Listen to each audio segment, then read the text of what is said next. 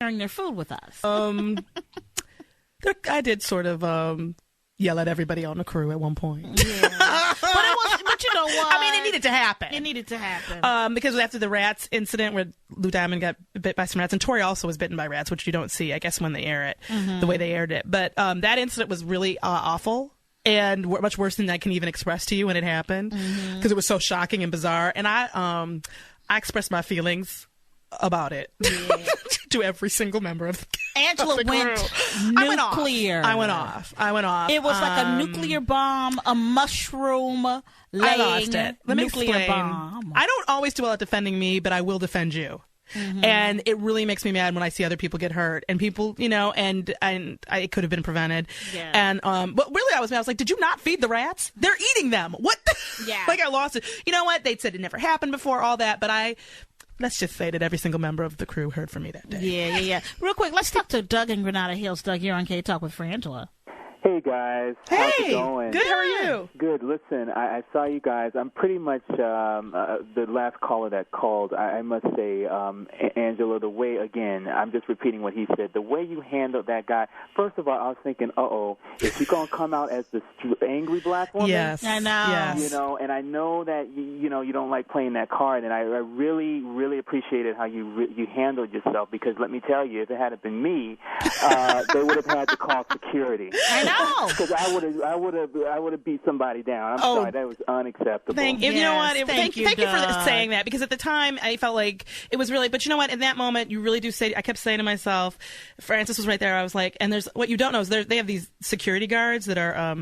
Well, we call them the jungle ninjas. Jungle ninjas. They're not allowed to speak to you, though, but they are there to make sure that no pumas jump on you or whatever. Excuse me. Yes.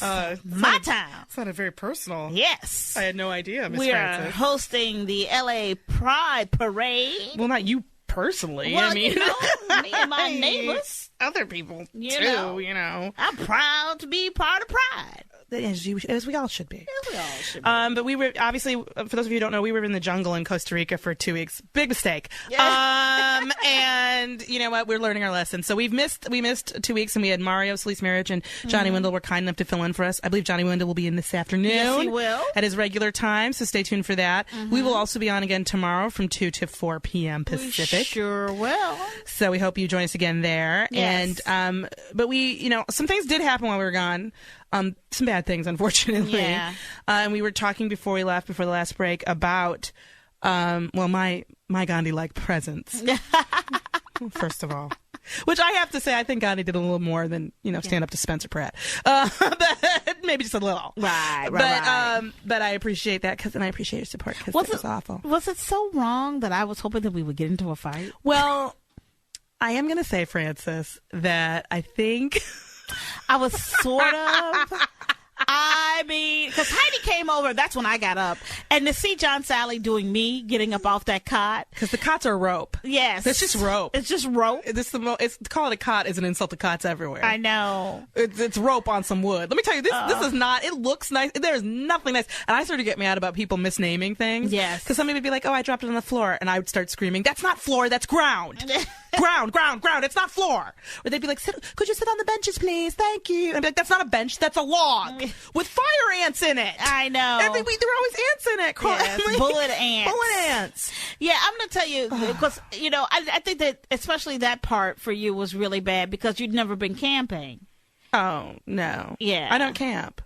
Yeah. I don't camp. A bed and breakfast for me is camping. Yeah. You know what I mean? No mini bar, and I'm like, this is hell. I don't, and I'm not wealthy. You know what I mean? I just don't. I have allergies. I'm a bubble kid. I had to spend all summers inside, and literally my list of allergies, I gave them to everybody there. They were like, are you kidding me? Like, the amount of stuff that I'm allergic to. And actually, outside of my reaction to the bug bites, you did pretty well. I did pretty well, actually. It's just the bug bites are really. They're super bugs. Hey, let's talk to our friend Evan in Los Angeles. Evan, you're on K-Talk with Frangela.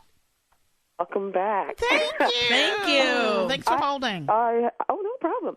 I have to tell you that when I was watching the show, I would sit there and I have like a mirror across from me, and I'd have this look on the face, turn and look at myself in the mirror. It was the same look that you guys have on your face.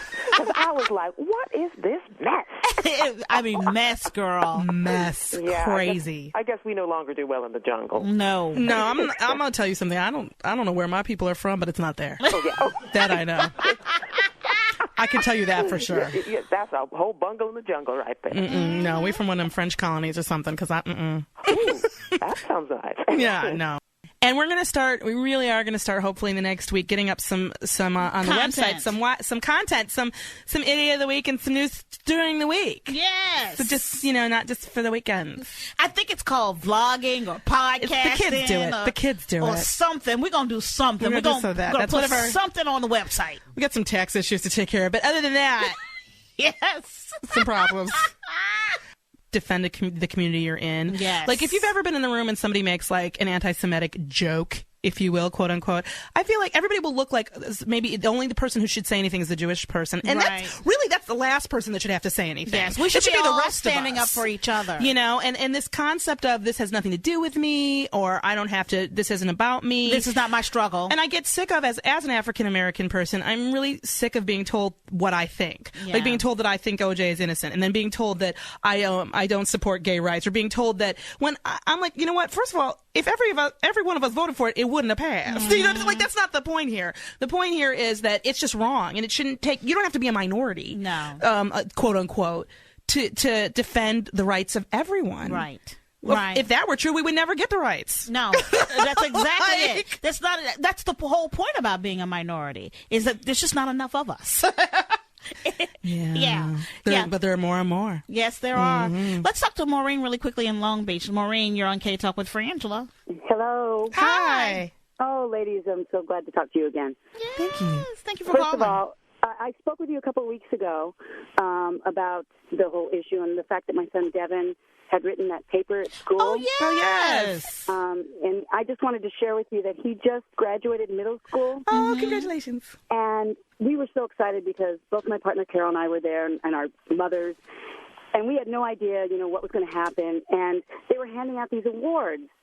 And Devin got an award from his language arts teacher. She only handed out 5 out of 136 kids. Oh, wow. And it was for tolerance. Oh, that's wonderful. You've got to be a proud mama, both of you. So proud. Yes. So extremely proud. That's wonderful. That I can't, express. And I just wanted to share that with you. And we watched you on I'm a Celebrity, Get Me Out of Here, and we were so upset that you guys left the island. I know. Because it's a total joke. Thank you, Maureen. Thank you. Congratulations. I do want to say congratulations to you and your son, and you definitely deserved it. And I'm very happy to be free of the jungle. Yes. My Promise Covenant House, my charity, that I will work very hard to make some more money for you. Me too. But that wasn't the America. way to do it. That wasn't the way to do it. No, we all know that now, don't we? Yes. We all know that Frangela can't be in no jungle. The number here is 877-520-1150. You are listening to The Week According to Frangela right here on K-Talk, AM 1150, Progressive, the new mainstream.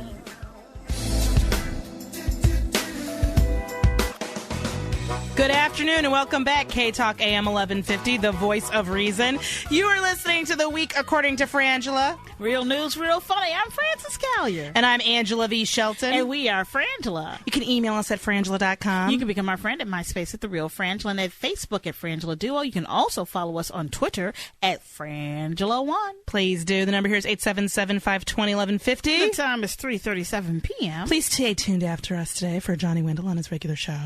We'll be on tomorrow also from 2 to 4 here at K-Talk, so check us out again then. And after that, on Sunday, we have Mario Solis Marriage after us. Yeah, and happy Pride Weekend. To everyone, to all of us, to celebrate equality and pride and taking back the night and the day. Yes, that's right. Taking back all 24/7. We know what you're waiting for, but before we get to that, we have a phone call. Let's talk to Shauna in Los Angeles. You're on K-Talk with Frangela.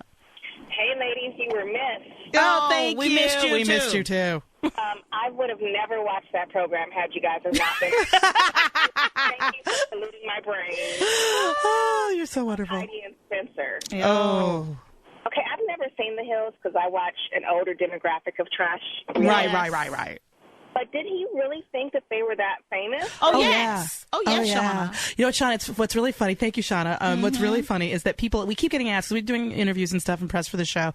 People keep asking, everybody's assumption is that that's an act and they must have downtime. No. Like, they're not always like that. They just do it for the press. And I'm like, no, they're like that.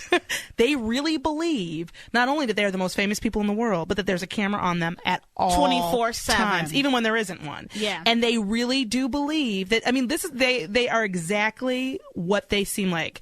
I will say that one of the things this show does very successfully is no matter what you were trying to portray when you got there, it gets torn down. It does. You are going to have to be yourself in that situation because you're Absolutely. tired, you're hungry, it's hard, it's difficult.